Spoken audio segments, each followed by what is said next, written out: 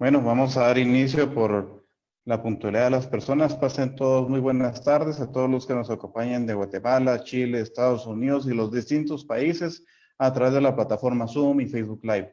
Para Asociación Inversión y Desarrollo, Consultoría Internacional y el programa Televisión Inversión y Desarrollo, les damos la más cordial bienvenida a este foro internacional Reactivación Económica y Acceso al Crédito ante la Crisis. Dejo con ustedes al doctor Luis Velázquez, empresario, exministro de Economía de Guatemala, expresidente de Banco CHN y conferencista internacional. Recordemos de que las preguntas las vamos a hacer al final de las intervenciones de los panelistas para tomarlo en cuenta. Doctor, tiene el uso de la palabra.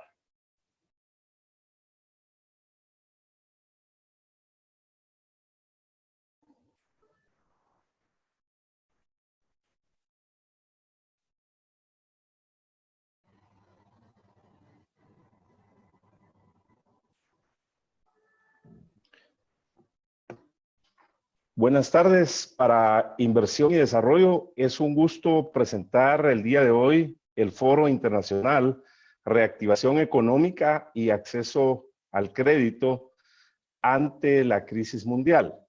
Desde hace algunas semanas venimos presentando semanalmente un foro internacional y también lo convertimos en un programa de televisión que posteriormente se sube a redes sociales también y se transmite en 7 canales de televisión en Guatemala y en distintos países a través de vía satélite. Como ustedes saben, la pandemia del coronavirus está afectando a Guatemala y al mundo. Sin embargo, es muy importante que contemplemos el tema económico, el tema social, la gobernabilidad. Por supuesto que estamos convencidos de que la vida y la salud la debemos preservar y que también se tiene que abrir la economía con protocolos de salud preventiva de una forma responsable, pero no podemos mantener cerrados nuestros países porque recordemos los problemas que teníamos antes de la crisis y ahora los expertos hablan de que con esta pandemia puede llegar a una cantidad impresionante de 400 millones más de nuevos pobres, 75 millones de ellos en pobreza extrema. Entonces, el tema económico juega un papel muy importante, por lo cual el día de hoy nos complace saludar a toda nuestra audiencia internacional de distintos países e iniciar con nuestro primer panelista. Nos acompaña el ingeniero José Santiago Molina Morán, guatemalteco, es actualmente presidente de la gremial de palmicultura de Guatemala, ha sido presidente de la Cámara del Agro, presidente también de el CACIF, la cúpula empresarial guatemalteca, y un ciudadano que siempre está viendo cómo sale adelante Guatemala. Es columnista semanal del diario Prensa Libre y hemos visto que promueve permanentemente lo que es la reactivación económica. Así que damos inicio con el ingeniero José Santiago Molina para que nos hable de las propuestas que debemos de tener como nación Guatemala, que también serán aplicables muchos temas a nuestros distintos países en América Latina para lograr la reactivación económica que necesitamos. Así que bienvenido y tenemos 30 minutos para la disertación del ingeniero José Santiago Molina.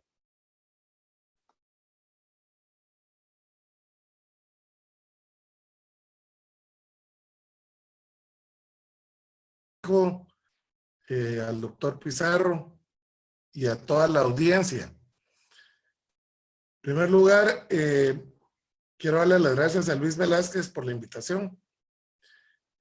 A todo el público internacional y al nacional que no me conoce, primero que todo les quiero contar que no soy conferencista ni catedrático, por lo que haré el mejor esfuerzo para poder trasladar mi conocimiento y lo que opino sobre el tema en materia.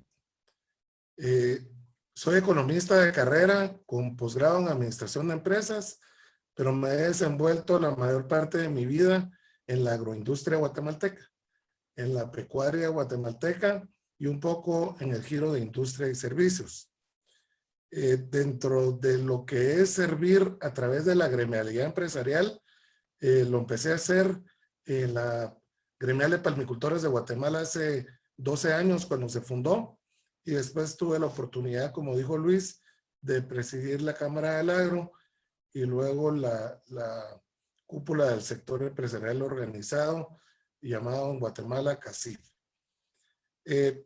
Luis, yo creo que tengo que empezar con un breve relato muy corto del coronavirus.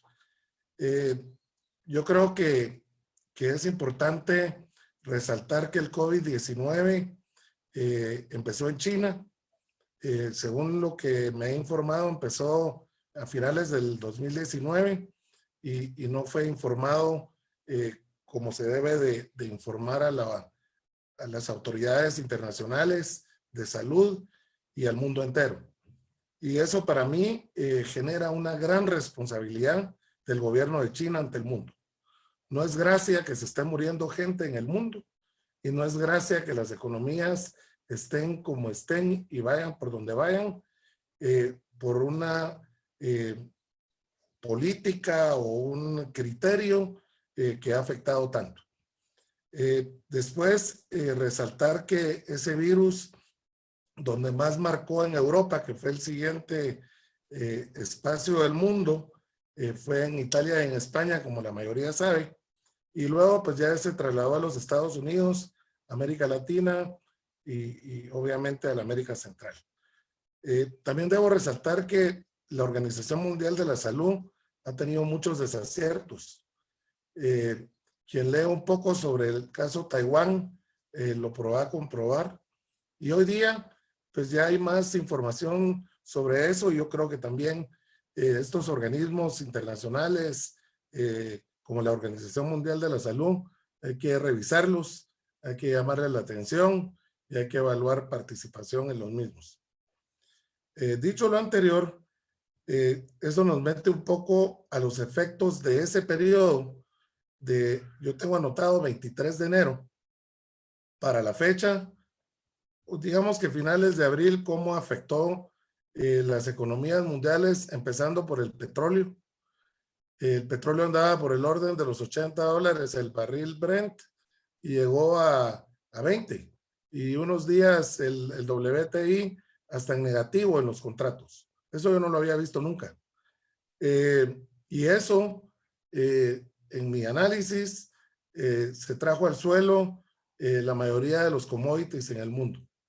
En el giro que me desenvuelvo de la agroindustria del aceite de palma, por el orden del 35%.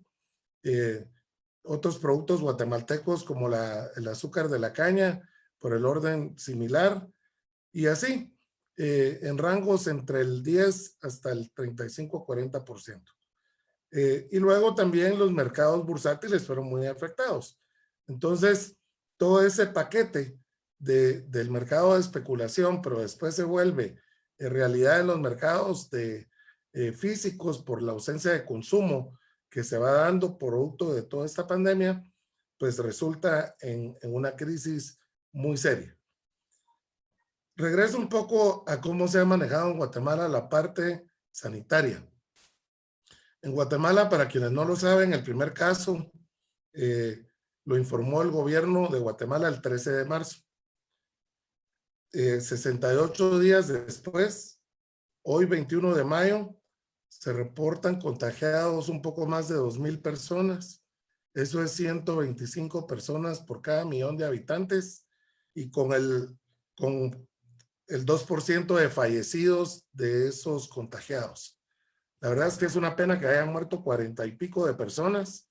Muy lamentable, me imagino cómo estarán las familias, pero muy bien manejado, en mi opinión, desde el gobierno de Guatemala, la parte sanitaria. Yo creo que el presidente tomó acciones correctas. Qué bueno que él es médico y que entiende los temas epidemiológicos bien. y eso creo que nos dio un plus a lo que teníamos que ver. Pero desafortunadamente en Guatemala el sistema de salud es arcaico. ¿Por qué? Pues por los temas de corrupción del pasado, por los temas de servidores públicos que no hacen bien su labor, etcétera, etcétera.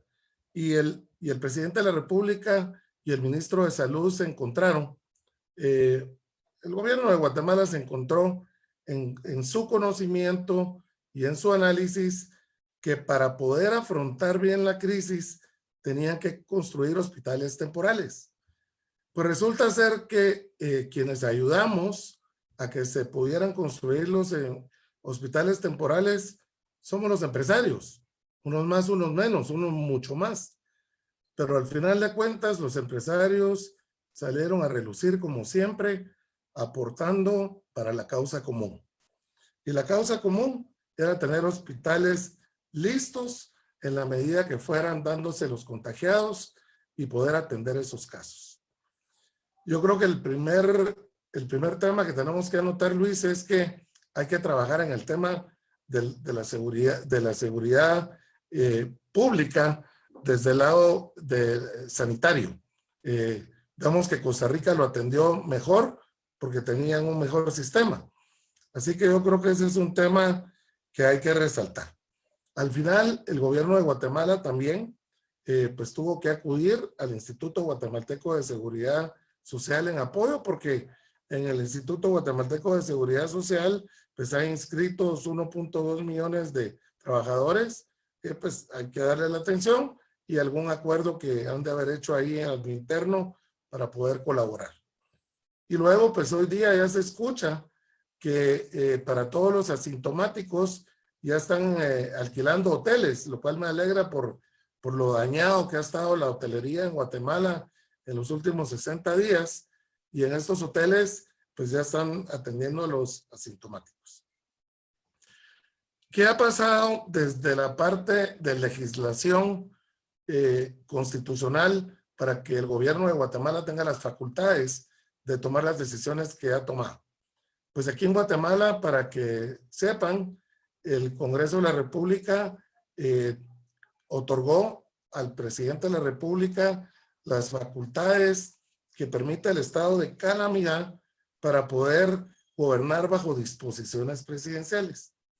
Y desde el 15 de marzo, venimos escuchando al principio todos los días relatos del presidente con disposiciones cada semana, donde de esa manera iba comunicando a la ciudadanía qué eran las decisiones que tomaban en el gobierno sobre el tema sanitario y sobre el tema económico. Tal vez hay que destacar que en Guatemala se aprobó a inicios del mes de abril unos paquetes de ayuda económica por el orden de 11,000 millones de quetzales. 11,000 millones de quetzales es el equivalente a 1.4 billones de dólares. Y al final de cuentas, ese 1.4 billones de dólares salieron de las reservas del Banco Central comprando esos bonos. Ese es 10% de las reservas internacionales. En mi opinión, eso no le va a afectar al país por el manejo de esas reservas, pero Guatemala, que ha sido un país muy conservador en el manejo macroeconómico, teniendo deuda por el orden del 24% del PIB, es manejable esa situación, y en crisis todos tenemos que poner un poco. Yo creo que eso fue una decisión acertada de tomar el dinero de esa fuente. Yo no vi mayor reclamo por esa decisión. Este país con 74 billones de PIB, con 4.600 dólares de PIB per cápita, necesita de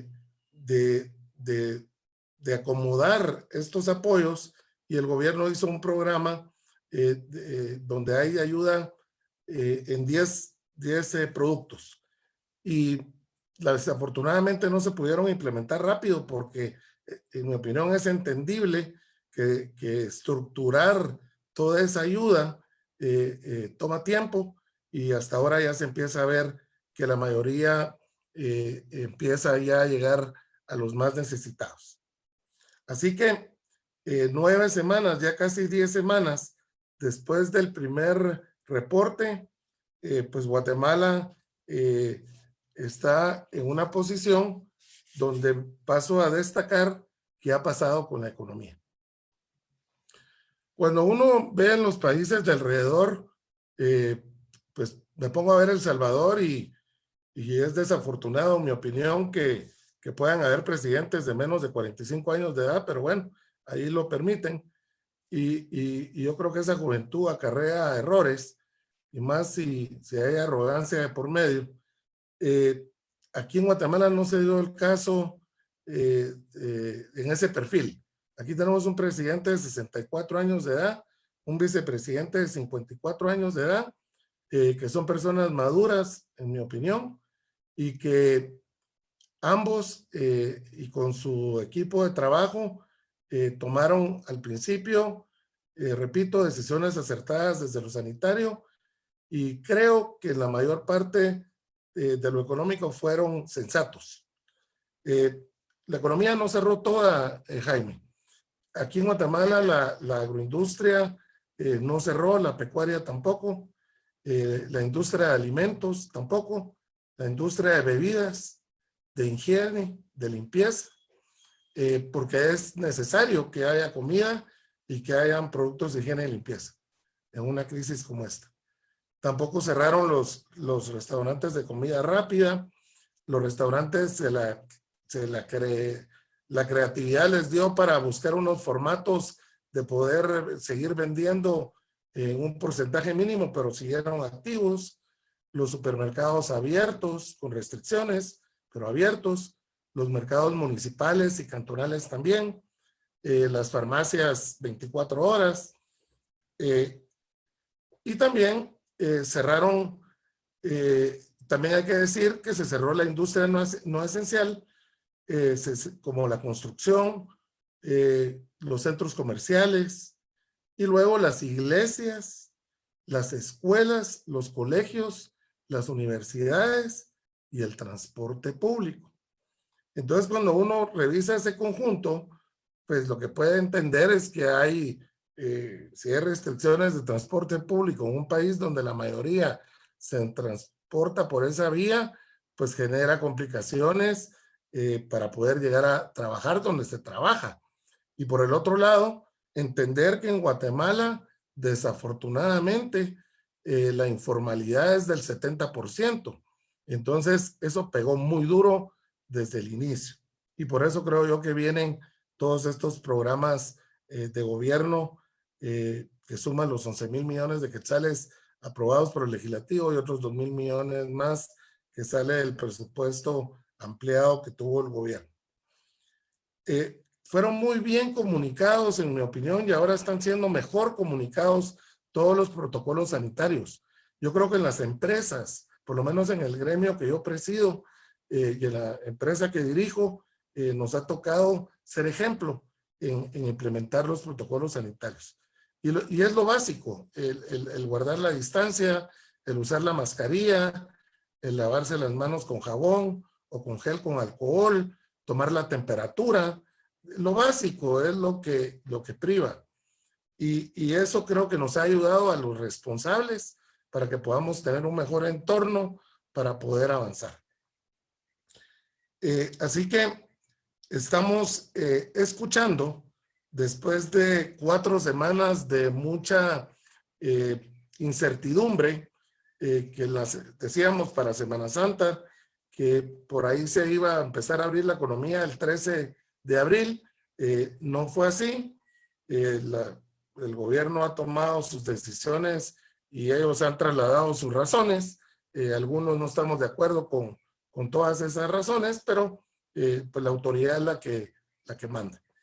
Y entonces el sector privado de Guatemala, Jaime, para tu conocimiento, es un sector empresarial de mucha propuesta. Es un sector empresarial donde representa, la empresarialidad representa más del 90% del PIB. Entonces es un sector que tiene que ser escuchado y es escuchado. Entonces, empezamos a hablar, a diseñar rutas que haga que busquemos la manera de normalizar la sociedad. Tenemos que encontrar esa manera y yo creo que el gobierno nacional y los gobiernos municipales, que son muy importantes, han ido también en esa ruta. ¿Qué es importante para que verdaderamente haya reactivación económica? En mi opinión es muy importante resaltar la parte de la certeza jurídica, porque ese es un tema pendiente, pero es un tema que ahora nos pone en la mesa de discusión, una mesa de diálogo nacional, en mi opinión, para llegar a consensos, porque en las ideas no nos vamos a poner de acuerdo todos, pero en los propósitos yo creo que sí.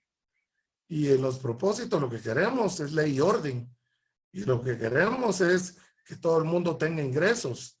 Y lo que queremos es salir de este problemón y salir de eso rápido. Y hay suficiente guatemalteco para poder hacerlo y hay suficiente mundo para poder apoyarlo.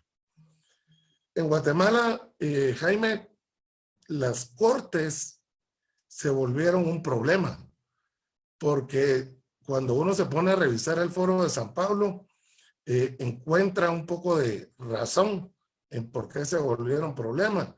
Y lo que pasa es que politizaron la justicia.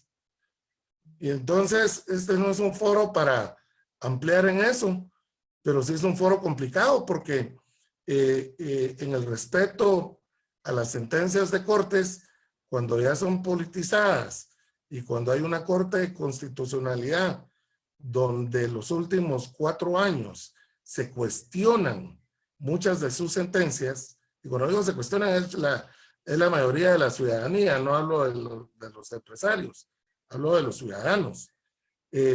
Eso genera problemas.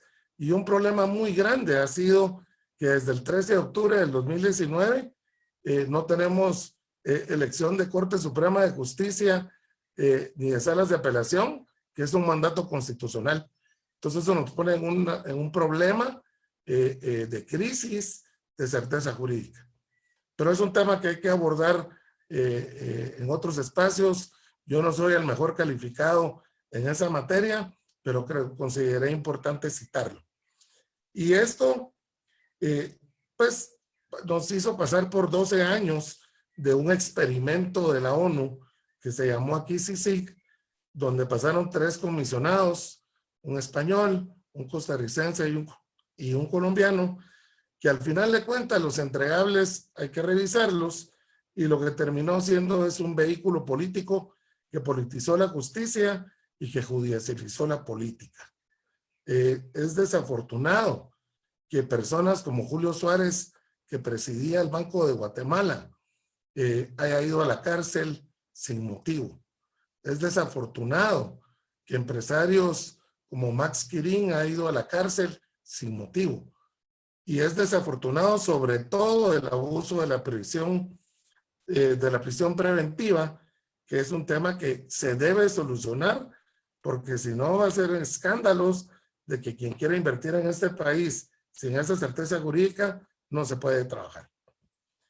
El segundo tema, que era el vehículo político de la CICIG, era el tema del combate a la corrupción. Ellos lo llamaron la lucha contra la corrupción. El combate a la corrupción es un tema de toda la sociedad guatemalteca. Y es un tema que todos los guatemaltecos tenemos que vigilar y tenemos que aportar. Y yo creo que ahorita está bien marcado porque el mismo presidente de la República ha hecho acusaciones contra servidores públicos del Ministerio de Salud en el área de compras y en el área de los viceministerios. Y yo creo que eso pasa también por una revisión estructural de las instituciones públicas, porque desafortunadamente el sindicalismo público en Guatemala no funciona como es diseñado internacionalmente, sino que funciona para beneficio de unos pocos que son líderes que han estado por muchos años. Y prueba de eso es que en el Ministerio de Salud hay más de 40 sindicatos y eso obstaculiza su desempeño correcto. Igual pasa en educación, igual pasa en los puertos que son de empresas nacionales y en una serie de instituciones guatemaltecas. El presidente de Guatemala y su gobierno instituyeron una comisión presidencial contra la corrupción, por unos cuestionada, por muchos avalada, pero al final de cuentas también viene siendo una ruta para que desde el Ejecutivo se pueda avanzar, pero sin embargo el mejor combate a la corrupción sin duda alguna es la ciudadanía. La inversión ahora, durante la pandemia y después de la pandemia, tiene que ser de dos vías. Tiene que ser desde el lado del gobierno y desde el lado del sector privado. Yo fui formado en una universidad que cree que todo debe ser privado, una universidad en los Estados Unidos, pero sin duda la inversión de lo público tiene que haber también. Y la inversión en infraestructura debe ser grande ahora que el gobierno tuvo un presupuesto ampliado. La inversión en puertos debe ser grande, en aeropuertos para carga debe ser grande, porque si no, no va a haber empleo rápido, masivo, con fuente de pago que viene desde el lado de lo público. Pero en lo privado necesitamos hacer algunas modificaciones. Hay que aprovechar para que en el legislativo se revise la parte fiscal. Es innecesario tener impuestos extraordinarios desde hace 4 gobiernos que solo le fueron cambiando el nombrecito y que ahora se llama ISO. Y ese es un impuesto que hay que eliminarlo. Y después, desafortunadamente, la reforma fiscal del 2012, el impuesto sobre la renta lo complicaron, lo hicieron complejo, que la misma autoridad de la SAT le costaba entenderlo, y para cualquier pequeño empresario se le complica, no digamos a los grandes.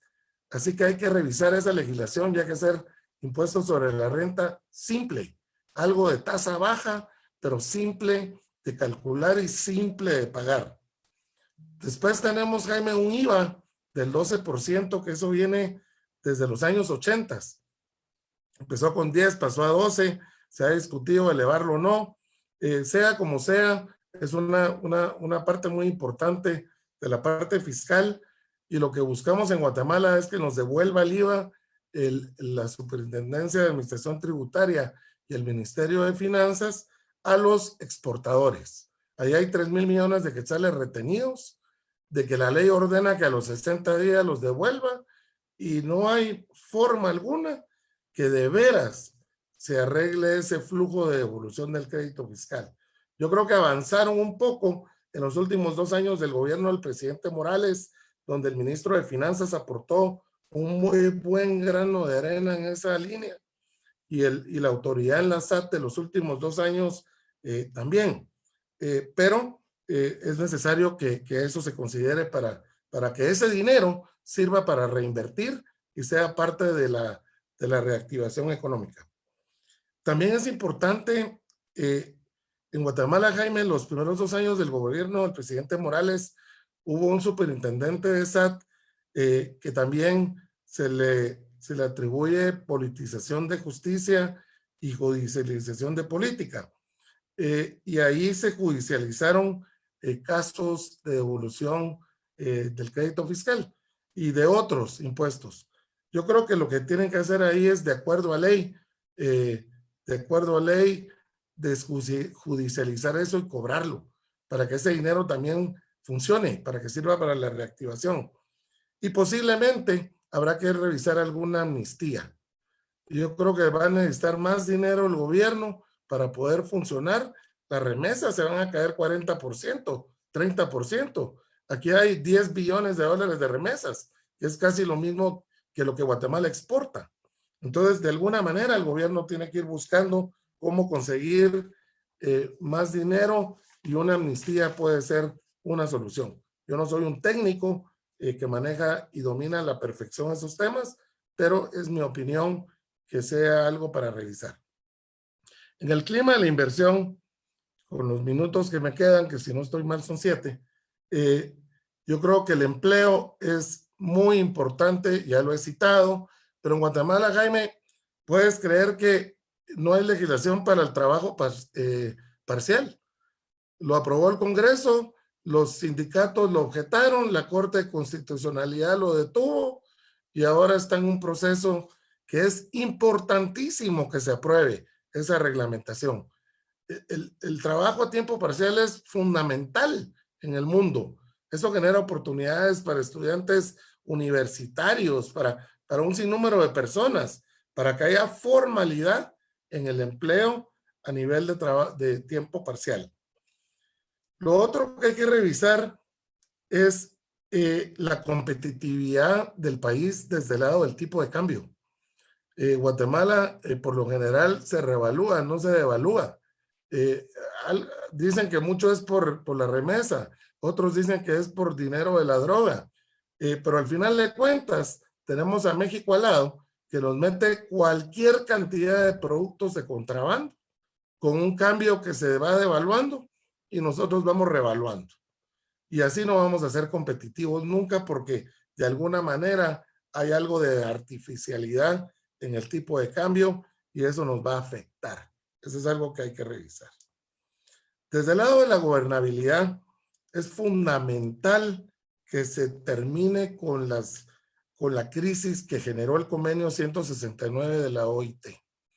Ese convenio 169 de la OIT logró que unas ONGs como CALAS, porque a mí me gusta decir las cosas como son, encontraran cómo cerrar inversiones millonarias en minería y en hidroeléctricas. Y todo esto manejado con algunas personas que se prestaron en el Ministerio Público y algunos jueces que se prestaron a eso. Y esto, al final de cuentas, generó también otro mal mensaje a la inversión extranjera, que parte de la solución es llamar a la inversión extranjera, que más adelante la abordaré. Después también en la parte de gobernabilidad tenemos que resolver las invasiones a la propiedad privada. No puede ser que en Guatemala le invadan a uno su propiedad y que tenga que pasar como por 20 instituciones para que los puedan desalojar. Y a la hora de desalojar intervienen los famosos derechos humanos, ¿verdad? Que también ha habido algún sesgo en algunas personas ahí y eso lo que retrasa es no solo el empleo y no solo la gobernabilidad y la certeza jurídica, sino la ampliación en inversión. ¿Quién va a querer invertir donde le invadan y no lo dejen trabajar? Y quiero ir cerrando con esto. La inversión local tiene que pasar por el acceso al crédito.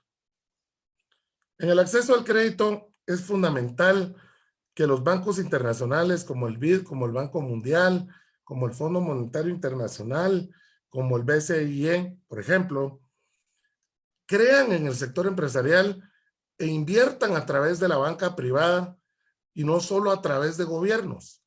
En mi tiempo de presidencia de CACIF me tocó tratar con varias personas, con todos, muy interesantes las conversaciones, y he visto que han ido girando hacia ese camino. Pero los bancos privados de Guatemala deberían de ser los que canalicen ese dinero, para que con periodos de gracia amplios, para que con tasas de interés bajas, puedan darle la oportunidad al pequeño emprendedor. Ese pequeño emprendedor, Jaime, desafortunadamente lo aborda la usurería. Y en Guatemala es espantoso la cantidad de dinero. Ya no se habla ni de tasas, sino que se habla de volumen de dinero por día que cobra la usurería. Eso no se puede, eso no se vale. Eso hay que atacarlo. Y parte de la solución, en mi opinión, son productos que la banca guatemalteca y la banca internacional puedan proveer a estas personas. Y también es importantísimo el llamado a la inversión extranjera. Si los Estados Unidos, a través de su vocero principal, que es el presidente del gobierno, el presidente Trump, tienen molestias grandes con China, como su servidor, guardando las distancias, pues aprovechemos el CAFTA y pidámosle a los Estados Unidos que mire para acá. que vengan a invertir acá, que acá podamos hacer inversiones que es de doble vía, que ayude a que a ellos les llegue el producto desde más cerca, pero que también ayude que aquí haya suficiente empleo para que no haya migración a los Estados Unidos. Esa es parte del muro de prosperidad que el presidente de Guatemala llama y que yo le llamo también el doble vía del beneficio de los dos países. Y por ahí se abre una gran oportunidad que esa inversión que tienen los Estados Unidos en China se venga a Guatemala.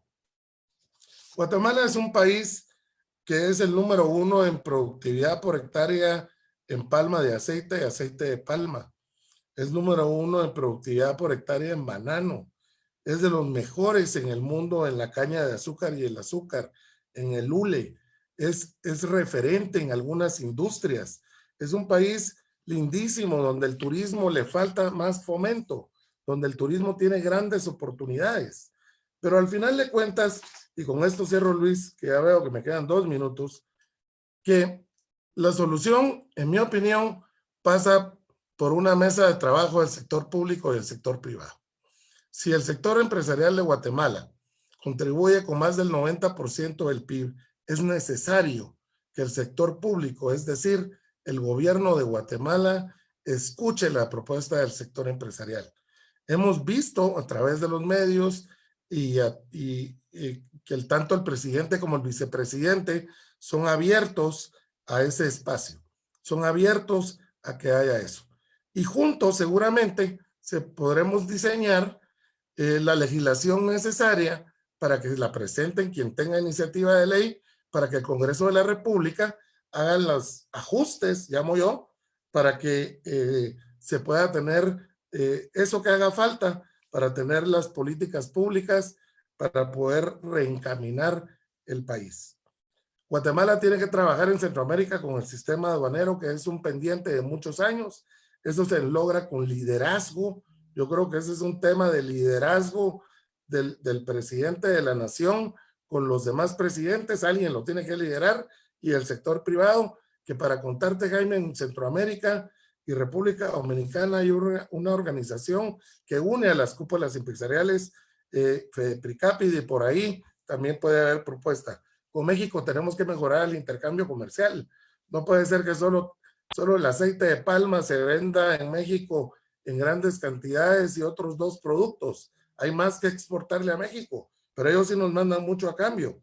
Y con Estados Unidos, en el sector privado, el sector agro y el sector industrial, hemos trabajado desde hace 3 años el US Guatemala Business Council, que es un esfuerzo muy importante para que en Estados Unidos se conozca la verdad del sector privado y para que se abran los caminos de la oportunidad en los Estados Unidos. Así que cierro, Luis, y primero agradeciéndote, Jaime, y agradeciéndole a la audiencia su paciencia. Y como dije, no soy conferencista, pero hice mi mejor esfuerzo. Muchas gracias. Muchas gracias, ingeniero José Santiago, por esta participación, que es muy importante, tener la visión del sector empresarial para lo que es una reactivación económica integral. De una forma resumida, hay distintos elementos que deben tomarse en cuenta y que ha indicado el ingeniero José Santiago: la seguridad pública desde el tema de salud. El 70% de la población en la informalidad, subempleado o desempleado. Esto es un tema que nos pone un reto de país para trabajar a la formalidad. Y por supuesto también es la población que está sufriendo mucho ante esta pandemia y hay que ponerle mucha atención. Cuanto a los protocolos de salud que se han implementado, se deben de mantener estos protocolos. Qué bueno que el sector empresarial los ha implementado en todas sus industrias, en todas sus empresas, y que esto nos ayude a contener la pandemia y a ganar la guerra, que tenemos la certeza que definitivamente así será. Una reactivación económica con certeza jurídica. Muy importante la propuesta de un diálogo nacional, José Santiago, de lograr los grandes acuerdos de nación para el desarrollo, los consensos entre el sector gobierno, el sector político, económico, académico las iglesias, los medios de comunicación, los pueblos indígenas, los trabajadores, la no politización de la justicia y la no judicialización de la política. También, lamentablemente, el experimento CICIG que ha indicado José Santiago no fue bueno para Guatemala, trajo una polarización y de lo cual tenemos que sacar lecciones aprendidas. Es importante mantener un Estado de Derecho, el cumplimiento de la ley, la transparencia total, esa lucha de la corrupción que no es de unos pocos, nos corresponde a todos los ciudadanos en general y máxime ahora que se han aprobado más de 27,000 millones de quetzales en la suma para reactivación económica que indicó ya José Santiago, pero también en ampliación presupuestaria son más de 3,500 millones de dólares.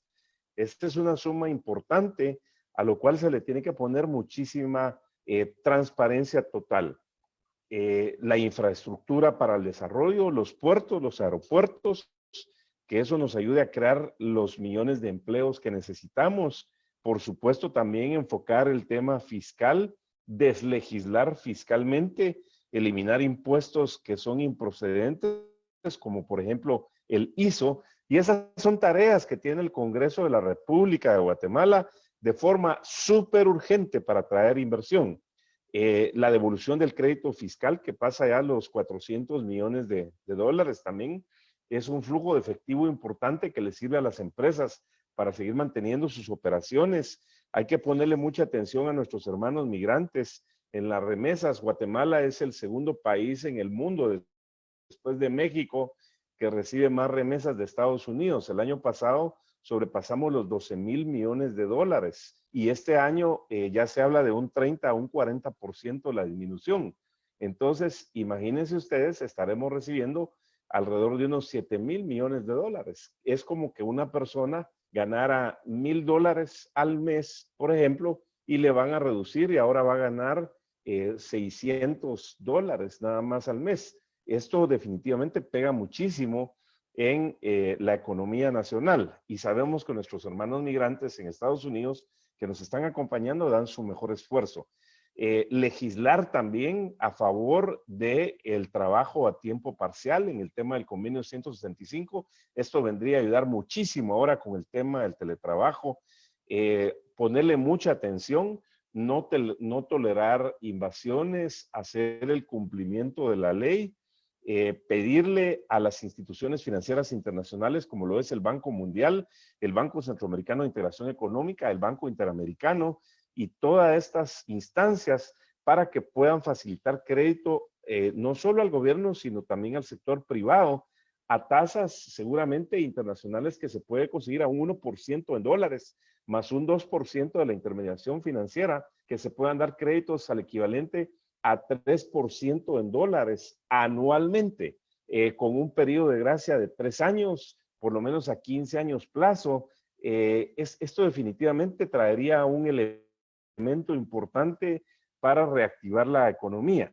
Y por supuesto que esto se pueda trabajar también con la banca privada. Así que el acceso al crédito juega un papel sumamente importante.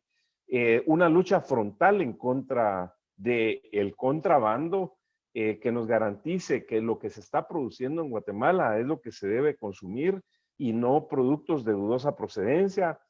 Darle una prioridad también a la inversión nacional y a la inversión extranjera, que para que haya empleos y oportunidades, la inversión es imprescindible, que debemos aprovechar el DR-CAFTA, el Tratado de Libre Comercio entre Centroamérica Dominicana y Estados Unidos para incrementar nuestras exportaciones.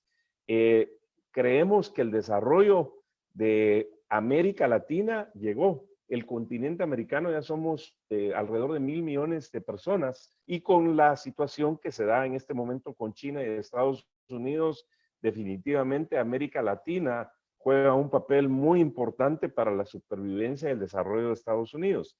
El tema migración hay que ponerle muchísima atención, el cual se puede combatir definitivamente solamente si hay empleos. He ahí la relación estrecha que tenemos que mantener con Estados Unidos. Tenemos que potenciar los 36 distintos sectores económicos para lograr la verdadera reactivación económica. Se mencionó algunos sectores como el del hule, látex, el caucho, que por cierto están haciendo un plan muy interesante para relanzar el sector. Yo diría que va a ser histórico y va a superar lo de la Segunda Guerra Mundial, porque ese es un tema estratégico, el hule, el caucho y el látex. Por supuesto, se habló también del sector turismo, que juega un papel muy importante. Tenemos que ver cómo lo reactivamos, el cultivo de la palma de aceite, el cultivo de la caña de azúcar, textiles y tantos otros sectores más. Se habló también de que el Congreso de la República debe legislar de forma urgente con nuevas leyes que ayuden a atraer las inversiones, el gobierno a implementar las políticas públicas, así también que debemos de avanzar en la integración regional de Centroamérica y el Caribe. Para esto se necesita un liderazgo del gobierno de Guatemala, mejorar nuestra relación con México para poder exportar mucho más. Recordemos que toda Centroamérica tiene un tratado ya consolidado para con México y por supuesto que todo esto vaya enfocado en la reactivación económica. Así que muchas gracias al ingeniero José Santiago por esta disertación y de todo lo que dijo, si lo pudiéramos resumir en pequeñas frases, es que la reactivación económica debe de tener prioridad 1 para la creación de empleos, para que la gente no se muera de hambre, para que no se nos complique la situación social, la situación de gobernabilidad. Y aquí una recomendación para el gobierno de Guatemala, ya que nombró un comisionado ante la crisis del coronavirus desde el punto de vista sanitario y de salud. Creo que es muy oportuno sugerir al gobierno de Guatemala nombrar un comisionado presidencial para la reactivación económica. José Santiago, yo creo que eso pudiera ser una propuesta también del sector empresarial guatemalteco. Así que muchas gracias. José Santiago nos sigue acompañando porque viene después de la disertación que voy a mencionar en este momento, la parte de preguntas y respuestas. En este momento me complace presentar al ingeniero Jaime Pizarro. Él nos acompaña desde Santiago de Chile.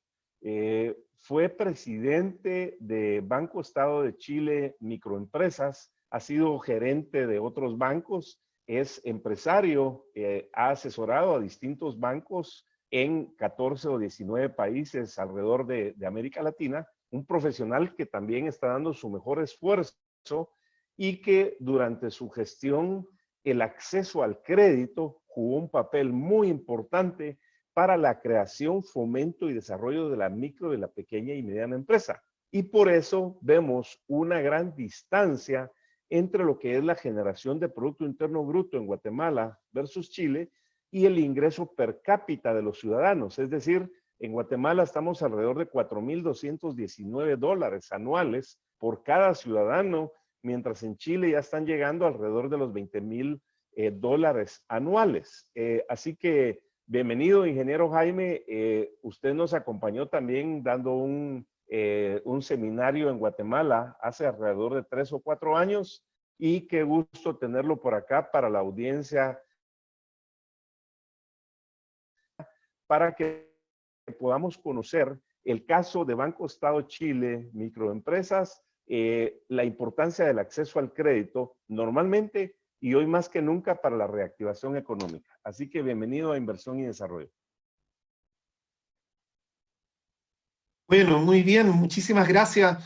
Un saludo grande a Luis, que me ha tocado conocerlo, y ahora, bueno, a José Santiago, en momentos especiales de nuestra región, especiales de todos nuestros países. Así que me uno a muchas de las observaciones de lo que están viviendo en Guatemala, ¿no? Y por cierto, en Centroamérica, porque nos están escuchando, nos están viendo ciudadanos de varios países de esta región golpeada como en todo el mundo. Los datos que vamos a dar del mundo de la pandemia son muy diferentes. Mientras podemos encontrar a países como Uruguay, que tienen muy pocos contagiados, muy pocos muertos, u otros dentro de la región como Brasil, que tiene lamentablemente esta tendencia muy alta de contagiados y de muertos. En Chile también tenemos un número grande de contagiados, vamos creciendo día a día. Chile tiene 18 millones de habitantes y hoy día más o menos tenemos ahí del orden de 57.500 contagiados, eso es lo que tenemos, ¿no? y del orden de 500 y algo muertos, fallecidos. Las estrategias que se han llevado en el mundo de la pandemia han sido diferentes. Por un lado, hemos tenido estrategias de cuarentenas, confinamientos totales en toda nuestra región, y en algunos otros países, confinamientos muy parcelados, y vamos a entender como cuarentenas dinámicas. Significa que no se confina, no se hace cuarentena total del país, ni por una semana, ni por dos, ni por ningún tiempo, sino que dependiendo del número de contagiados, se van colocando ciertas cuarentenas específicas en ciertos territorios y con cordones sanitarios que impiden o que tratan de impedir este contagio que siga avanzando. Ese es el caso de Chile, ¿no?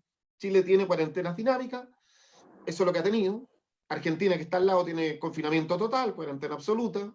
Perú también, ¿no? Son todas estrategias diferentes. Como sea, amigos, amigas que nos ven, la situación es grave para todos, ¿no? Cual más, cual menos.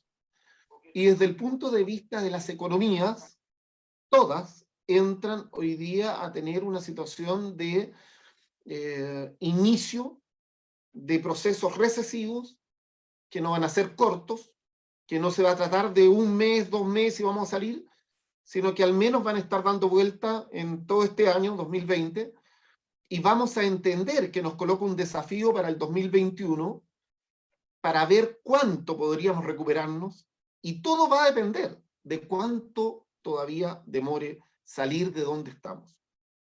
Por lo tanto, estamos en una situación de extrema gravedad, gravedad de la economía, gravedad de la salud total de toda la población, y en particular hay algo que es muy, muy importante que tiene que ver con lo que nosotros estamos viviendo en cada uno de nuestros países, que es el empleo y el desarrollo de cada uno de nosotros, ¿no? Por cierto que lo número uno es la salud, siempre. Ahora, en este foro, ustedes me han pedido, me dicen, oye, quisiéramos dar una vuelta al mundo del financiamiento. ¿Qué le pasa al financiamiento en tiempos de crisis?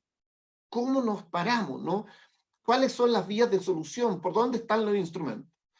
Bueno, yo he preparado algunas diapositivas, voy a ir compartiendo, doy un marco general solamente al principio, de decir que en general, en nuestra Latinoamérica, tenemos una gran cantidad de personas que son emprendedores, que son informales. Eso lo tenemos. Guatemala tiene un porcentaje grande, otros países tienen porcentajes menores, pero todos los países lo tenemos. Tenemos un mundo que es muy grande dentro de las empresas, que es el mundo de la microempresa. Aproximadamente, si uno más o menos da vuelta a Latinoamérica en todos los números, el 90%, 95%, 96%, 97% pueden llegar a ser microempresas o micro y pequeñas empresas. O sea, somos un continente de micro y pequeñas empresas. Y por tanto, cuando estamos diciendo la situación de la pandemia, lo que estamos dando vuelta es específicamente a ver cómo el financiamiento también puede ayudarnos, qué soporte tener a la situación que están viviendo cientos de miles, millones de microempresarios, pequeños empresarios, emprendedores. Por lo tanto, voy a dar una vuelta en eso, me voy a quedar un poco en el tema de la tecnología también, viendo cuáles son las líneas de trabajo que hoy día hay. Voy a colocar un poco el modelo Banco Estado que nos tocó dirigir y que después hemos ido colocando en otros países, ¿no? Así es que, si me permiten, voy a ir compartiendo una pantalla. Y ahí Luis me da la venia para compartir la pantalla. ¿Sí? ¿Estamos ok? El anfitrión no tiene todavía habilitada mi función de compartir, Luis. Sí, ya está habilitada. ¿Ya? Ok, comparto ahora. Ahí estamos. Muy bien. Ahí estamos. Bueno, muy bien. Algo ya hemos dicho, el impacto de la pandemia aún está en desarrollo. Al menos podemos saber que su impacto será durante el 2020 y el 2021, que es una etapa potencial de recuperación. No sabemos exactamente cuánto nos vamos a recuperar. Hay algunas proyecciones, las vamos a mostrar, ¿no? Y el impacto económico hoy día nos deja en procesos de una recesión mundial, ¿no? A nivel de todos nuestros países. El comercio internacional en general decaído, las economías más o menos abiertas con un impacto muy grande, y con China, Estados Unidos, Europa, Asia en general, también con impacto extremadamente grave. Y si uno analiza, ya sea los datos de Latinoamérica en general, ya sea los del FMI o de Naciones Unidas, de la CEPAL, todos coinciden más o menos en el gráfico que estamos viendo. En general, caídas abruptas de los crecimientos de todos los países, ¿no? Del mundo, de los países latinoamericanos, de Latinoamérica en general. Vean ahí, el FMI nos da -5, y las barras amarillas corresponderían al 2021. Y nos muestra crecimientos en el 2021. Eso es lo que nos podría estar pasando. Por lo tanto, la primera reflexión es, bien, estamos en un momento duro, ahora lo que necesitamos es ver cómo podemos ir saliendo. ¿De qué forma salimos de esta enfermedad? Lo mejor parados posible. Si no hacemos nada, el impacto va a ser muy grande y la posibilidad de salir bien va a ser muy difícil, ¿no? El impacto en el mundo de los emprendedores, ahí estamos, cortinas cerradas, los negocios cerrados. Ciertos rubros o actividades tendrán mayor impacto que otros, por supuesto, el turismo, todo lo que tiene que ver con servicios. Hay países que son extremadamente importantes en el turismo y, por cierto, todos van a tener un impacto, ¿no? Todos. Y si uno revisa un poco los países que entraron en cuarentena, que yo decía, tienen problemas, o los que no entraron también. Los que entraron en cuarentena, sin clientes, con costos que se mantienen, deudas que no se pueden pagar. Y los que no entraron siempre, que pudieron haber tenido cuarentenas dinámicas, lo mismo. Riesgo de contagio, mercados deprimidos, con algunas excepciones, pero siempre tenemos el mismo panorama. Por lo tanto, estamos frente a una situación grave que nos deja también en términos de visualización de las instituciones financieras. ¿Qué le pasa a la institución financiera a cualquiera de nuestros países? Baja la actividad comercial, se eleva el riesgo, hay menos pagos, y aumentan las provisiones, que es el costo precisamente que tienen las instituciones financieras. Esto, obviamente, nos plantea un desafío. ¿Cómo salimos? Esa es la pregunta. ¿Cómo salimos? No el 2021, porque quizás es muy tarde, es ahora. ¿Cómo salimos ahora? ¿Cuáles son las mejores herramientas que tenemos para salir? Bueno, la mejor solución es un aporte financiero. Si tuviéramos la posibilidad de tener estados, países muy ricos, ¿no?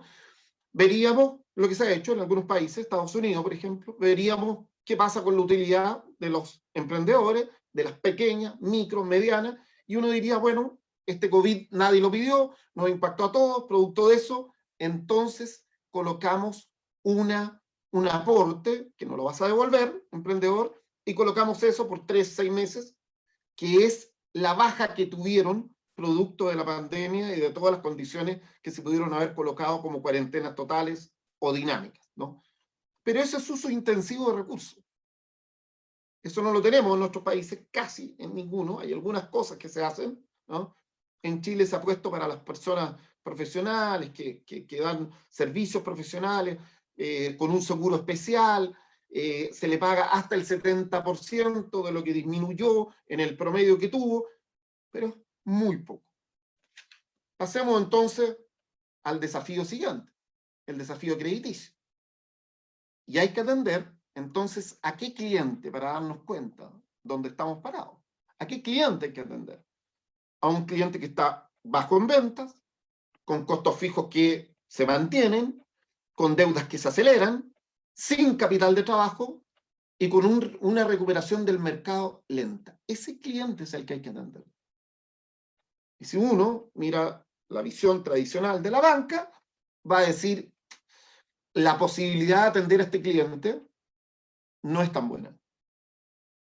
¿Por qué? Voy a tener un riesgo alto, porque voy a tener que elevar provisiones y, de alguna forma, tenemos esta situación que en todos nuestros países, especialmente los de más abajo, los que son microempresas, tienen pocas posibilidades de golpear la puerta a alguien que dé financiamiento. Y tal como decía recién José Santiago, en muchos de nuestros países la puerta del financiamiento es el mundo de los usureros. O sea, pensemos entonces que esto de alguna forma, este COVID, nos está golpeando no solamente la puerta de esta salud, que es lo número uno que tenemos que atender, sino que al mismo tiempo nos está diciendo, mira lo que pasa con nuestros países cuando uno está viendo las desigualdades que hay en el acceso al financiamiento, ¿no? En particular. Con una espiral creciente de riesgo. No pago deudas, no tengo ingresos, se suben mis deudas y voy quedando fuera de los comillas elegibles de la banca. Esa es la situación que estamos viviendo. La solución global que tiene esto para nuestros países guarda relación con estos tres conceptos. Primero, dar un fondeo especializado. Y eso significa entregar una posibilidad para que las instituciones financieras vayan a buscar estos fondos a tasas de interés muy bajas y que eso lo puedan traspasar por una condicionalidad. Ojalá que se traspase con las mismas condiciones que los buscó el Estado o que los desarrolló alguno de los fondos multinacionales. Esa es una condicionalidad.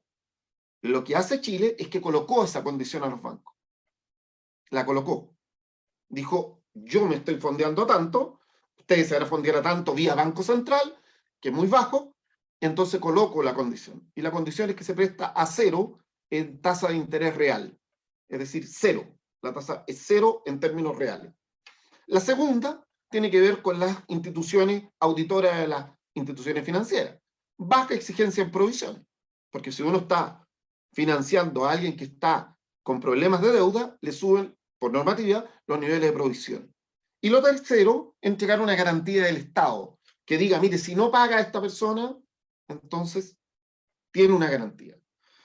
La solución crediticia muy particular, se las pongo acá, créditos de capital de trabajo que tengan, ¿no?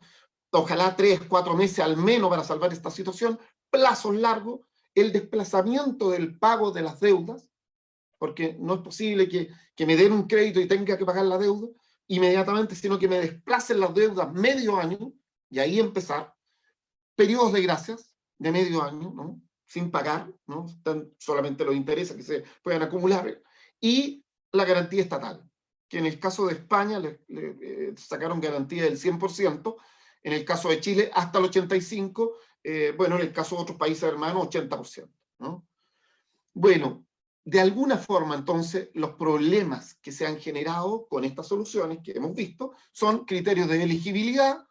Las instituciones financieras dicen, mire, no le puedo dar, o montos que otorgan son muy pocos, o las líneas de negocio que tienen para ellos dicen, mire, con esta línea yo no podría, vaya a esta otra, y esta otra la tengo yo con mis intereses. Eso es lo que se está viendo en Latinoamérica, ¿no?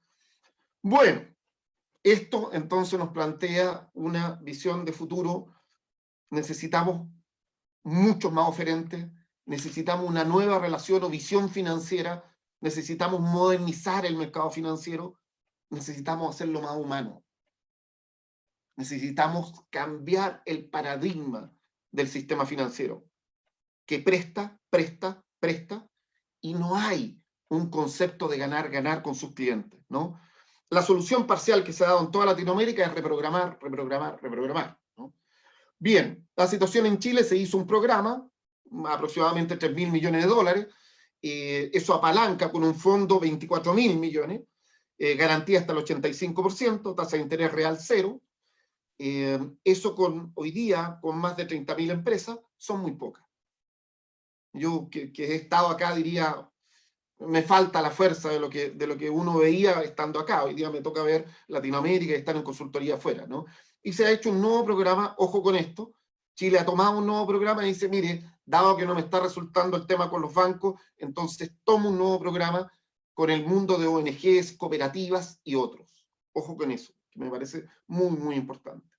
Bueno, la industria financiera ha estado cambiando, de poder confiar, tener una relación de largo plazo con sus clientes, ha pasado de una industria que se elabora o se funciona, organiza por productos, a una que se organiza por clientes. Micro, pequeñas, medianas, en el caso de las empresas, ¿no? Micro, pequeñas, medianas, grandes, corporativas. Y ha pasado de modelos de servicios sucursales de origen a puntos de venta, sucursales de todo tipo, ¿no? Hasta las corresponsalías. Es un cambio grande, donde yo diría que, por supuesto, pasa el punto de vista tecnológico a ser crucial, de procesos muy manuales a procesos electrónicos, ¿no? En el caso del modelo Banco-Estado que nos tocó dirigir y especializar, yo diría que aquí, lo hemos conversado con ustedes, la idea central es especializar para cada uno de los segmentos, y eso fue lo que hicimos, ¿no? Primero, tomar un aprendizaje de muchas otras industrias, no solamente de la financiera, y en particular, crear una filial especializada en la atención de microempresas.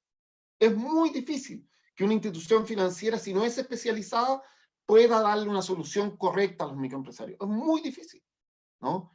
Y eso significa un financiamiento sin garantía, eso es lo que da el Banco-Estado, 300.000 clientes sin ningún tipo de garantía, en ese tiempo ni siquiera con garantía estatal, con montos conforme al flujo y productos complementarios de todo tipo, seguros, crédito hipotecario, con mucho tema de trabajo con los clientes.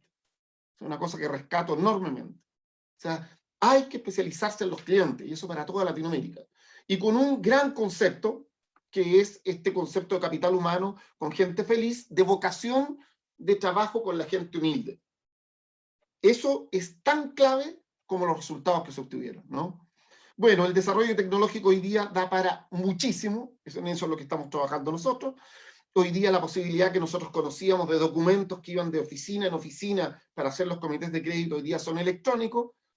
Nosotros hemos estado trabajando profundamente en eso, y eso permite dar rapidez a las respuestas con los clientes, con mucho control de gestión, de poder saber en qué etapa está cada una de las operaciones, con mucho concepto de indicadores, ¿no? Que permita a uno decir a un cliente, mire, nos vamos a demorar 24 horas y damos un crédito en 24.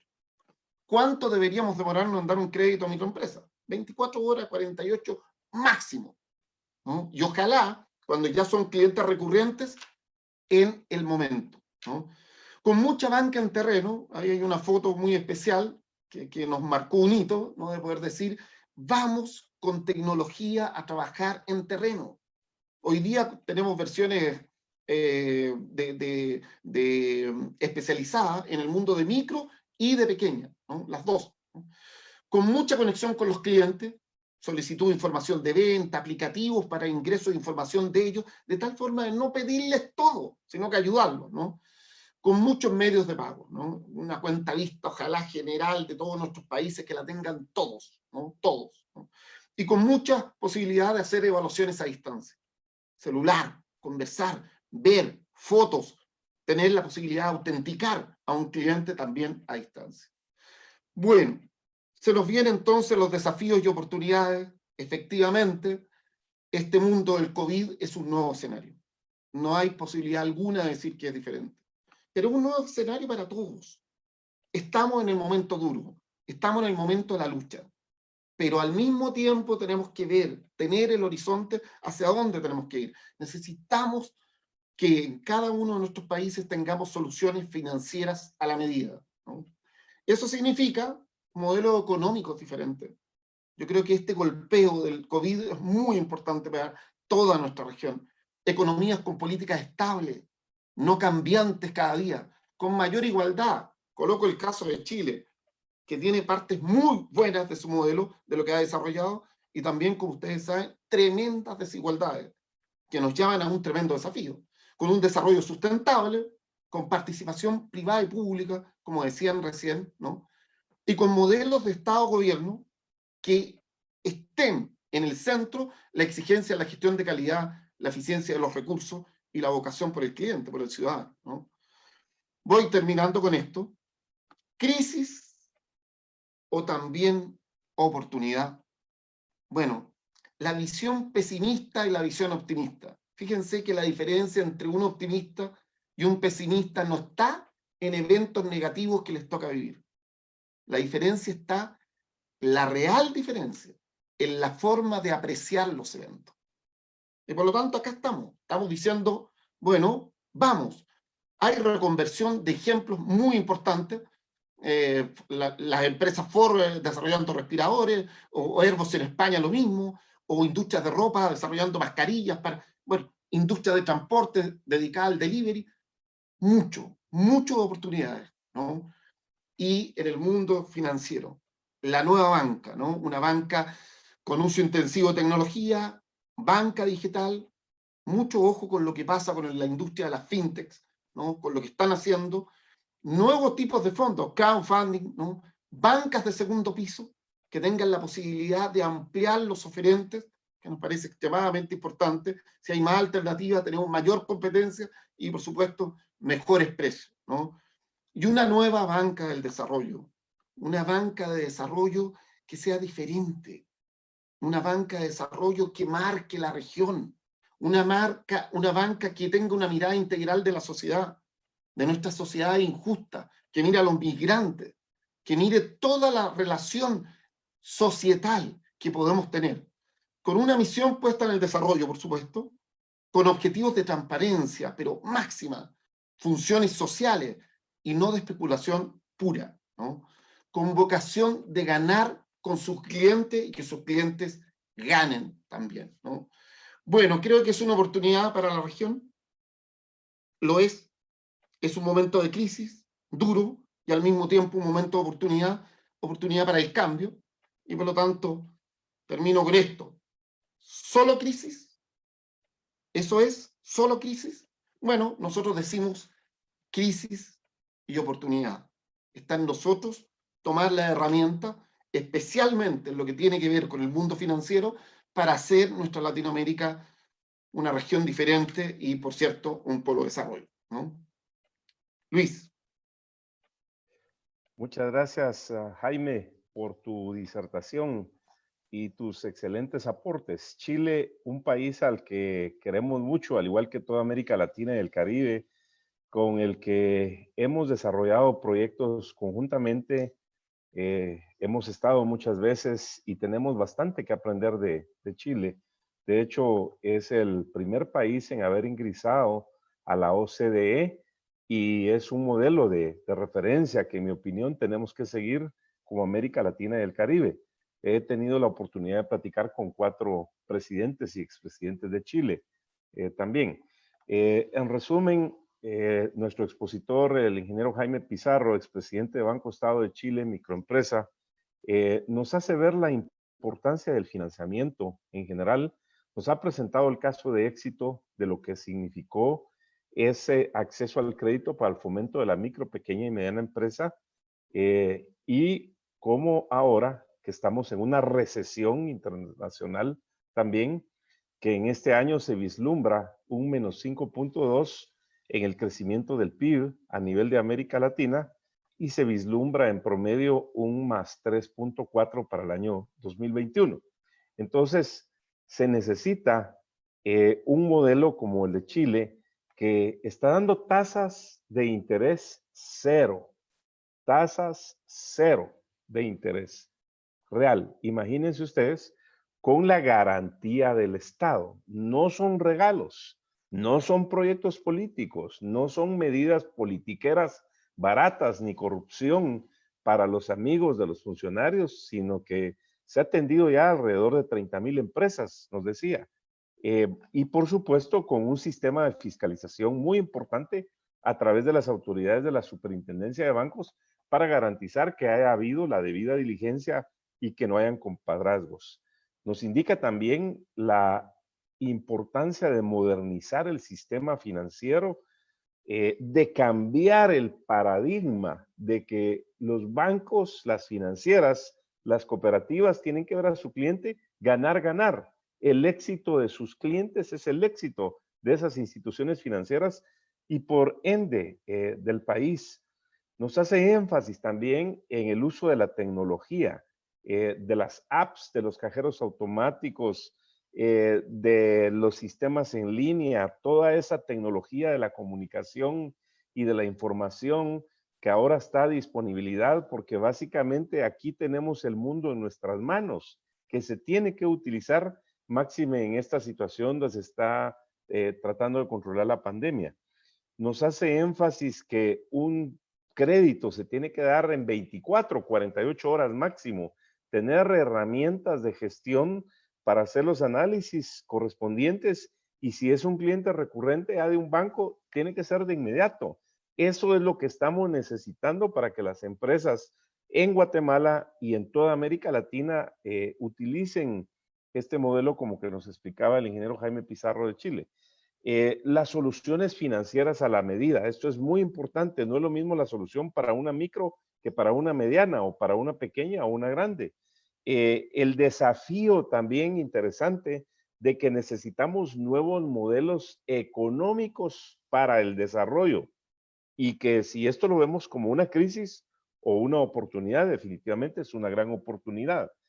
Implementar también con una visión de futuro de las entidades financieras el crowdfunding, es decir, el fondeo para los emprendedores, que es tan importante. Hay gente con brillantes ideas. La banca digital, la banca de segundo, la banca de tercer piso a través de las cooperativas, de las asociaciones, y que en el caso de Guatemala tenemos un sistema cooperativista muy fuerte que sobrepasa a más de 2 millones de cooperativistas. Es gente muy trabajadora y emprendedora. Poner a disposición esa banca de segundo y tercer piso ayudaría muchísimo en las comunidades rurales y también a la economía informal. Cambiar el paradigma. Realmente necesitamos una banca de desarrollo, que su misión sea el desarrollo, ¿sí? Y por supuesto que gane, pero si los clientes de los bancos ganan más dinero, los bancos van a ganar más. Entonces es un buen negocio la intermediación financiera con visión de desarrollo. El apoyo a los migrantes también, en este caso necesitamos una banca que ayude a los migrantes. No me refiero solo al traslado de la remesa, sino me refiero a una serie de servicios alrededor que se puedan aprovechar desde la banca. Y definitivamente que sea ganar, ganar, y que esto genere muchísimas oportunidades. Muchas gracias, ingeniero Jaime Pizarro, por haber compartido parte del modelo chileno, y seguramente estaremos en una comunicación permanente porque tenemos que aprender, y lo decimos con humildad, así como tenemos nosotros empresas y sectores que son competitivos a nivel mundial, como ya lo dijo el ingeniero José Santiago Molina, pues también tenemos que reconocer que el modelo chileno por algo es el país que primero ingresó a la OCDE. Entonces, vamos a dar paso en este momento a interactuar un poco con nuestra audiencia a nivel internacional y nacional, y muy rápido, porque tenemos, gracias a Dios, muchísimos comentarios. Aquí yo estoy pasando, no sé si se ve, pero tengo alrededor de unas 5 pantallas ya de mensajes que nuestro equipo nos ha trasladado, y lo vamos a leer de una forma muy rápido antes de las preguntas. Dice así, Francisco Ralda envía saludos a los panelistas de CNS Maipú. Saludos desde Chile a un gran representante, Jaime Pizarro. Saludos para todos. Flavio Choc nos saluda también. Carlos Q. Quechi desde la Alta Verapaz, viendo el foro internacional. El expresidente de la Asociación Nacional de Caficultores de Guatemala, Ricardo Arenas, nos hace una pregunta en bastante detalle que la voy a leer en un momento, y muy bien expuesto. Dice José Santiago, felicitaciones. Muy buen análisis y propuestas sobre los impuestos ISO, ISR, IVA. Este es el momento de ordenar la casa. Igual las medidas, acciones inmediatas para la reactivación económica, trabajo, tiempo parcial para generar empleos, urgente la competitividad del país y convenio 169, urge para dar certeza y seguridad jurídica con el efecto de atraer inversiones para el desarrollo. Bueno, muchas gracias, dice Ricardo, refiriéndose a su servidor, que tengo amplia experiencia en el campo económico en el área rural. Bueno, algo vamos aprendiendo de todos los amigos. Excelente foro, propuestas urgentes, coherentes, José Santiago, Jaime y Luis, felicitaciones.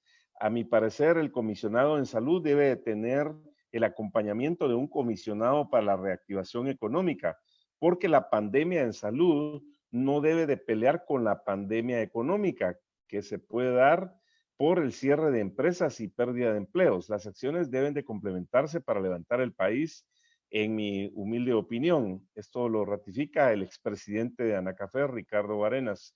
Un saludo. Francisco Ralda, fundamental la garantía del Estado, plazo largo y baja tasa de interés y un periodo de gracia, el complemento. Son elementos muy importantes para el crédito. Brillante exposición también de Jaime Pizarro, más sobre el enfoque financiero, más humano, acorde a la realidad económica de los emprendedores de todo tamaño, indica Ricardo Arenas. Samuel Cachach de Totonicapán indica que está presente en este evento desde Brasil. Desde Brasilia nos acompaña nuestro embajador Pedro Robles, también un saludo hasta Brasilia. José Sofov, saludos desde Santiago Atitlán, desde el lago más bello del mundo. Son artesanos, dice Adisa. También nos saluda Andy Solórzano, Antonio Álvarez del sector agrícola de toda Guatemala. Tienen que ayudar para garantizar la alimentación, muy importante. Margarita Rodríguez desde Ciudad de Guatemala saluda. Adán Ramírez escuchando. Alan Cabrera nos saluda también. Scarlett Caseros, que Dios les bendiga. Gracias por sus aportes, distinguidos profesionales. Excelente ponencia de cada uno. Gracias por tomarse el tiempo para ayudarnos a comprender mejor la situación empresarial y económico de nuestro país. Sobre ruedas, dice, usted lo dijo, es importante mantener el Estado de Derecho. Y hacen propuestas ahí ya para comisionados para la reactivación económica también. Muy importante que se le haga saber al presidente de la República. También dice, excelente José Santiago Molina, por su exposición y primeramente Dios que se haga una realidad. Bueno, hay muchos comentarios que no nos va a dar tiempo a leer, pero dice preguntas. ¿Qué acciones frontales se van a implementar para acabar con el contrabando descarado y que mina nuestra economía? Y acciones para fortalecer al sector café, que está en todo el país, mayor generador de empleos, generador de divisas y estabilidad social. Esto lo pregunta Ricardo Arenas, expresidente de Anacafé, y es para nuestro panelista, ingeniero José Santiago. Muchas gracias. Bueno, pues yo creo que mucho gusto saludarte, Ricardo. Yo tengo especial reconocimiento por la gestión de Ricardo en Anacafé. Compartimos la mesa ahí en la Cámara del Agro y creo que él tiene las cosas bien claras. En el tema del contrabando, yo creo que es un tema de voluntad política de la autoridad, por un lado, y por el otro lado, un tema de control en la parte de las fronteras de ambos lados, y tercero, de llevar oportunidades a esas zonas. Por lo general, el contrabando se da porque ganan dinero, y se empieza a dar porque había alguna necesidad de algunos. Pero lo malo es que eso llega a caber el crimen organizado en esa operación. Si la droga va de Sudamérica hasta Estados Unidos, pues yo lo que he escuchado es que pueden venir productos de México, pero que después de regreso se llevan este tipo de productos. Entonces, yo creo que requiere más que uno desde la ciencia económica o del sentido común, un poco de información, de inteligencia para tomar las decisiones más acertadas. Pero si no hay oportunidades en las áreas fronterizas como deben haber, y la corrupción es candente en algunos actores, pues va a seguirse dando. Y al final de cuentas, el más grande le va a ganar al más pequeño. Y en el caso de México con Guatemala, ellos tienen subsidios en muchas cosas y nosotros no. Por ejemplo, el aceite de palma es el número 1 de exportación para México, pero de regreso viene el 30% en aceite para cocinar.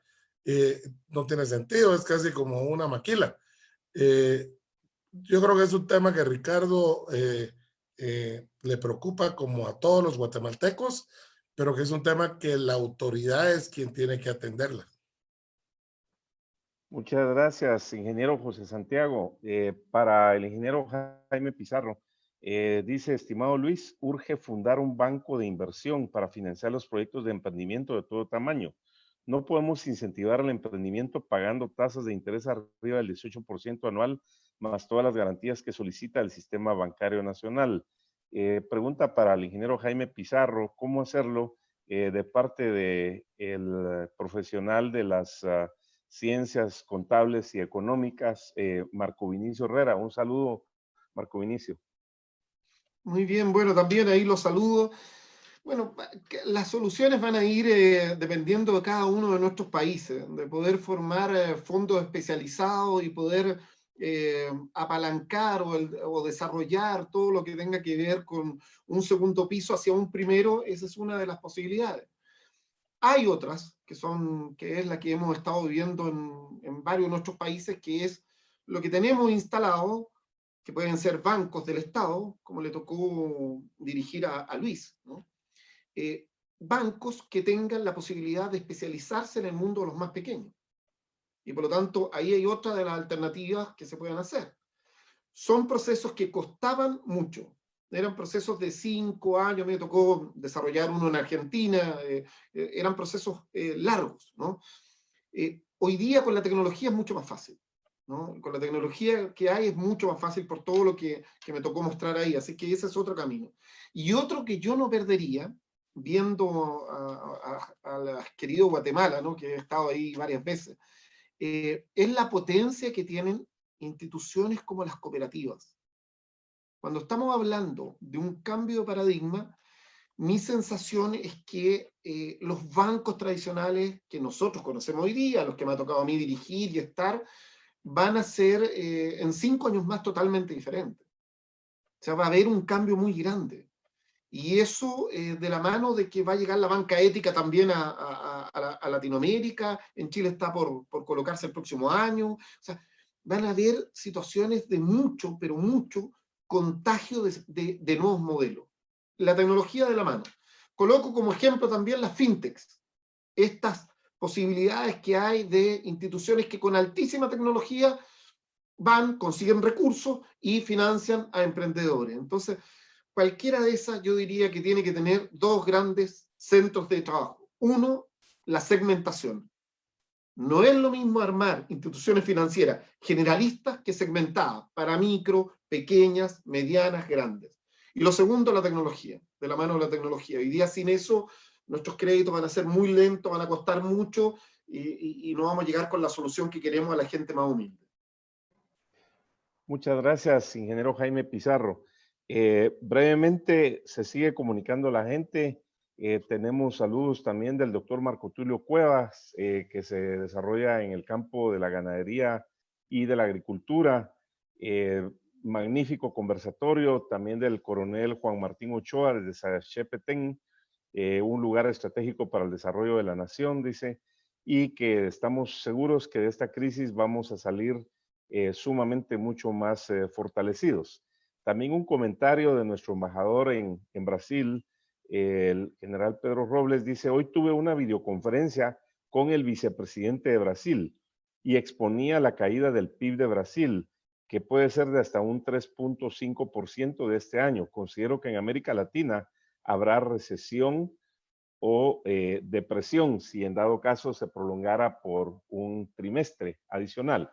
Muy bien, tenemos muchísimas comunicaciones, tenemos gente que nos está acompañando de Estados Unidos, de México, de Guatemala, de Chile, de Costa Rica, Bolivia, Colombia, también desde Honduras. Y quisiéramos darle el espacio a cada uno de nuestros panelistas para su mensaje final. ¿Cuál es ese mensaje alentador que nos dejan de reto, de desafío para reactivar la economía en nuestros países y para dar ese acceso al crédito, que es el combustible que están necesitando las micros, las pequeñas, las medianas empresas, por supuesto algunas grandes también, y los emprendedores para aprovechar las oportunidades que se están dando en este momento, pero también para supervivir a la crisis actual? Empezamos con el ingeniero José Santiago.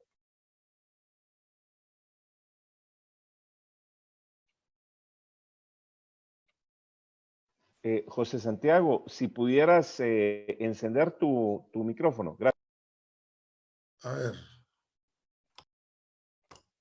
¿Ahí me escuchan? Ok. Gracias, Luis. Lo primero que tiene que privar en Guatemala es el diálogo. Yo creo que ojalá que en la crisis los pocos que hay en Guatemala que generan conflictividad y que generan discusiones tontas entiendan de que este es un tema que tenemos que resolver entre todos. Y para eso se requiere madurez en los diferentes liderazgos del país. Y Luis anotó muy bien liderazgos académicos, liderazgos del sector empresarial, del sector social, etcétera, etcétera. Lo segundo que tiene que privar es propuesta de sentido común, porque hay ciencia económica detrás, sin duda, pero hay experiencia que lo enseña uno a través de la vida, de que puede uno conjugar intercambio de ideas, pero que si en los propósitos es el mismo, el sentido común va a privar en las soluciones. ¿Qué es primero y qué es después?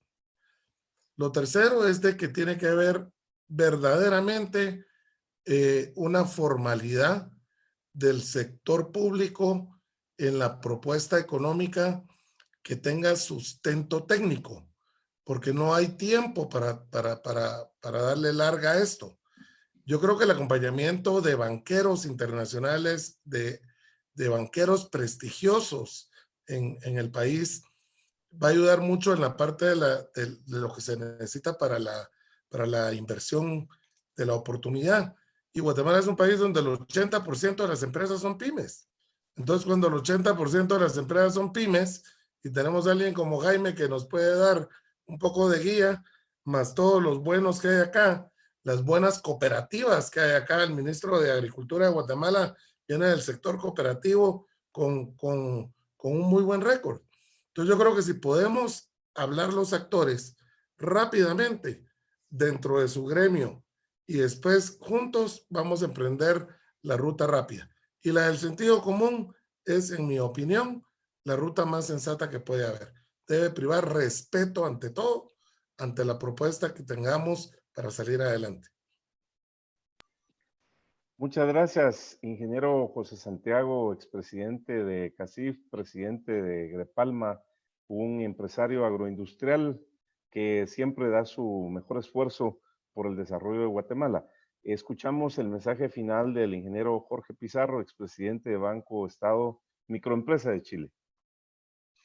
Bueno, primero decir que estamos viviendo un momento duro, que esta pandemia es extremadamente cruel y que la viven todos nuestros países con un impacto muy grande en la gente más humilde. Y por lo tanto, tenemos que ser capaces de colocar eso en el centro de todos nuestros países. Lo segundo es que esta pandemia, de alguna forma, ha develado cosas que las podemos conversar, que las podemos saber, pero que hoy día las tenemos que vivir. Cuando vemos que nuestros servicios de salud colapsan o están a punto, y estamos viendo a la gente más humilde de nuestra Latinoamérica, ese es el punto en cuestión. La salud totalmente desigual, desequilibrada en nuestro continente. Y por lo tanto tenemos que hacer nuestros mejores esfuerzos para poder dar ese cambio. Así es que yo diría que es una falsa dicotomía preocuparnos de la salud, de la economía o del empleo. Es lo mismo. Estamos en el mismo tema. Hay que hacerlo bien. Ese es el tema. Y por último, en el mundo del financiamiento, creo que no hay que dejar de subir la bandera con un cambio de paradigma en el sistema financiero. Necesitamos, exigimos un sistema financiero más humano, que tenga en el centro a la persona y que sea ganar-ganar. En lo técnico, todo lo que hemos dicho, ya lo sabemos. Tenemos buenas prácticas, tenemos buenos modelos a seguir. Tenemos tecnología, tenemos la posibilidad de replicarla, tenemos la posibilidad de entender cómo es un modelo segmentado, atención, del mundo empresarial. Todos son importantes. Las grandes empresas también, porque concadenan procesos productivos de servicios con las medianas, con las pequeñas, con las micros. Así es que levantar la bandera de la lucha, del momento duro que estamos viviendo, abrazo virtual para ustedes allá, a los amigos en Guatemala, de toda la región, decirles que hay que luchar, que no podemos ni debemos entender que esto es lo que tiene que pasar y que va a morir gente. No, tenemos que seguir luchando y especialmente en el mundo del financiamiento, por hoy día dar un buen financiamiento, una buena solución, especialmente a los que más lo requieren, que son la gente más humilde y la gente más pobre de nuestra región. Así es que un abrazo de esperanza también, de decir, vamos que se puede y que esta es una crisis que la podemos transformar en una oportunidad también. Muchas gracias, ingeniero Jaime Pizarro, de Banco Estado de Chile, microempresa, expresidente. Rápidamente, ya para concluir, hay muchísimos comentarios que no me va a dar tiempo, pero un saludo también al amigo Juan Callejas. Dice, muchas gracias a los panelistas, en particular la visión que plantea Jaime Pizarro en una nueva banca y una nueva perspectiva del desarrollo que integre lo económico con lo social y lo humano. César Morales, saludos y gracias por esta charla tan importante. Acá estamos con mi esposa, escuchándolos preocupados porque nos dedicamos a la producción agrícola. Así también J.E. Blumel, hay espacio para que la banca ponga énfasis en el proyecto de empresas sustentables, en el marco también de la crisis climática y ambiental que estamos afrontando. El empresario Edgar Sandoval, felicitaciones a los panelistas y a Inversión y Desarrollo por su intervención en la iniciativa con un tema tan importante como hacerle ver a los gobiernos que se les juzgará no solo por el manejo de la pandemia, sino también en la parte económica, cómo el sector privado, micro, pequeño y mediano, puede encontrar espacios para ser escuchado. Se dio ya una situación que provoca insatisfacción por falta de esta comunicación y por lo tanto debemos de buscar el diálogo nacional, como así lo dijo José Santiago. Bueno, hemos llegado al final. Un agradecimiento sincero a toda nuestra audiencia de distintos países por acompañarnos. El día sábado estaremos en un panel sobre la ruralidad, la agricultura, la agroindustria a las 10 de la mañana. Hoy mismo vamos a subir toda la información. Los invitamos también a visitar Inversión y Desarrollo, 628 programas ya al aire que ahí están disponibles para la reactivación económica, un esfuerzo que hemos hecho con mi familia desde hace 12 años. No tenemos ni hemos buscado ningún patrocinio. Lo hacemos porque creemos en el emprendimiento, en la empresarialidad, en nuestra gente. Y un agradecimiento a nuestro equipo de inversión y desarrollo que ha facilitado todo, y también a nuestros buenos amigos panelistas, ingeniero José Santiago Molina. Muchas gracias por haber participado y haber dado tus propuestas, tus aportes. Sabemos de tus inquietudes para ayudar al país. Y también a nuestro buen amigo, el ingeniero Jaime Pizarro, que nos ha acompañado desde Santiago de Chile. Un saludo. Primeramente Dios, pronto estaremos allá o tú estarás acá y compartiremos proyectos para América Latina. Y estamos seguros que esta es una excelente oportunidad, que saldremos fortalecidos, que vamos a ganar la guerra, que no nos vamos a dar por vencidos y que no vamos a tener miedo. Tenemos que vencer ese miedo y totalmente de acuerdo en que tenemos que ser mejores personas, mejores familias y mejores sociedades. Así que un gran abrazo virtual a todos y primeramente Dios, nos vemos la semana entrante también en un nuevo foro que tendremos como Inversión y Desarrollo y una serie de foros que los vamos a estar invitando. Así que un abrazo a la distancia y hasta una próxima oportunidad. Muchas bendiciones para ustedes y sus familias.